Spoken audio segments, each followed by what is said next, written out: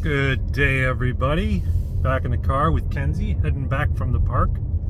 This is my second attempt at recording this video, this topic. Read an ABC, or I read a tweet, I should say, or an X post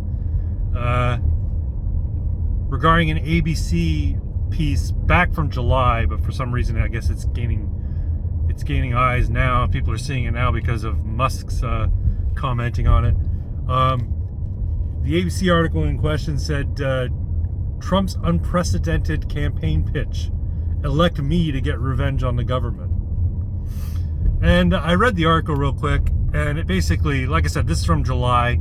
It basically goes on to basically smear Trump as being twice impeached and now twice indicted. I guess back in July there were only 2 indictments. And how his calls for revenge against government are all based on, spurious notions of a deep state, which is a conspiracy theory. And he goes after, the national security apparatus and FBI and DOJ because, he feels that they're targeting him, which is completely erroneous.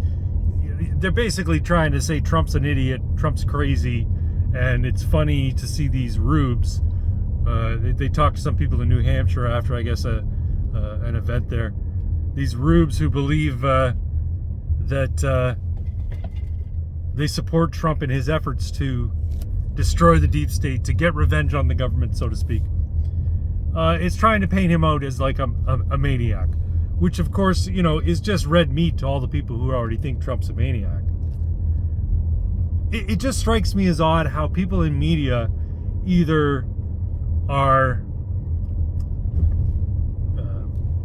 obtuse, or they know that why people hate government, why people hate them in particular. When people are asked for the approval rating of, like, say, Congress or the media, they rank the lowest. Like, consistently they rank the lowest. Government is not well liked in the United States.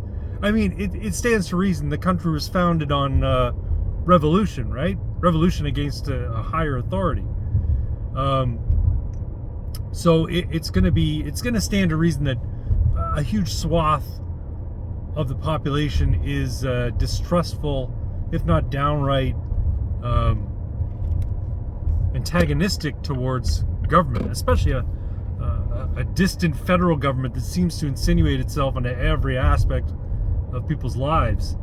I mean, and it's not just the United States. Canada's like that too. Canada's government is just as bad, if not worse.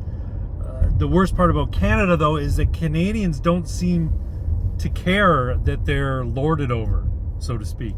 Canadians sort of have this belief in authority and this sort of tacit approval of being ruled over.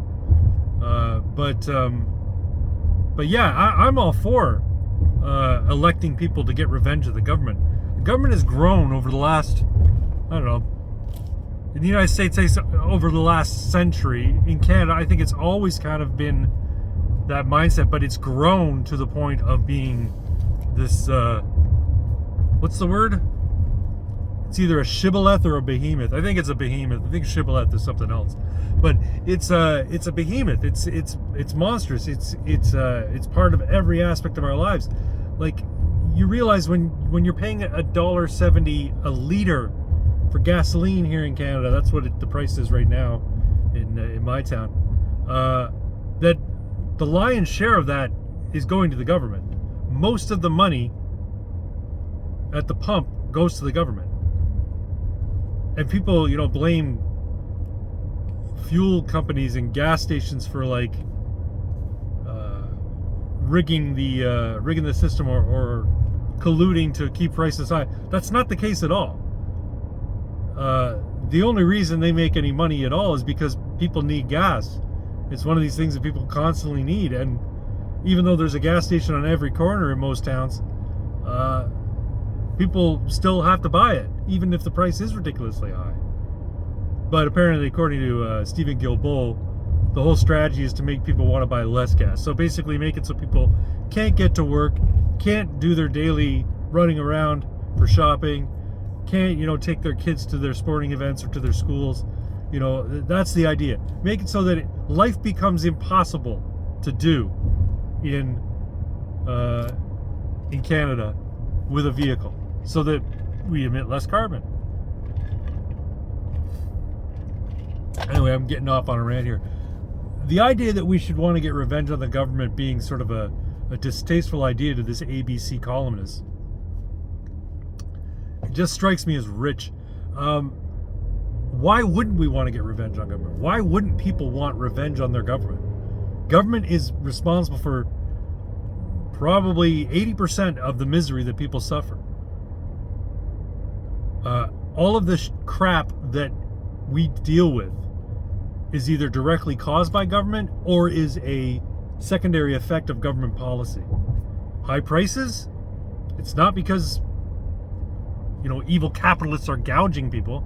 High prices are a result of trade negotiations and trade policy and commerce policy and monetary policy set forth by the government.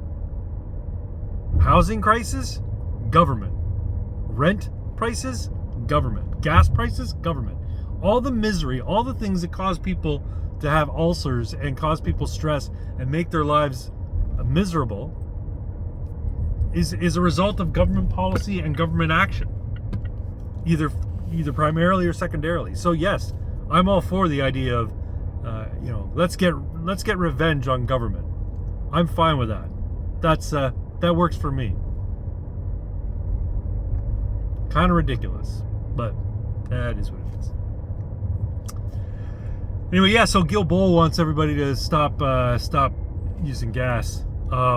Somebody asked him at the Conservative Party of Canada, I guess, convention. He was out there scrumming, you know, trying to get reporters to talk to him, and they did, of course. They asked him, how is it that your carbon tax has been in effect for X number of years or whatever, and it hasn't reduced carbon, or it hasn't stopped any forest fires, hasn't had an effect on our carbon. And you know, he basically got insulted. Well, it doesn't happen overnight. We can't just flip a switch. No, the idea is basically make it so that life is so unlivable with a car or with forced air heating in your home that we automatically stop using more carbon. Never forget that the carbon they want to reduce, folks, is you. The idea is they want less people, and the people they do want hanging around, they want them in 15-minute cities. They want them eating bugs, living in pods, and basically living as serfs, never owning any property, not having any privacy. This is the goal. This is the goal. This is how you reduce carbon. This is how you reduce atmospheric carbon. You know, that portion of the atmosphere that composes 0.04% of all atmospheric gases. Carbon is the big culprit, right? That's what we got to reduce. It's code, man. It means they want to reduce the population. We're sitting at close to 7.5, 8 billion. Yeah, they want that down to less than 10 million. That's their goal, and they'll get it either by World War III, either by viruses or some other catastrophic event. They'll get it one way or the other. People will starve to death. People will kill themselves. People will just find life too hard to live and end up dying. That's the plan. There'll be some sort of natural disaster, and they'll say, "Oh, we got to lock down again. Oh, we got to ruin your life one more time," and it's going to have such a mental strain on people that they're just going to say, "To hell with it. I can't live like this anymore." On that note, y'all have yourselves a great weekend. Bye-bye.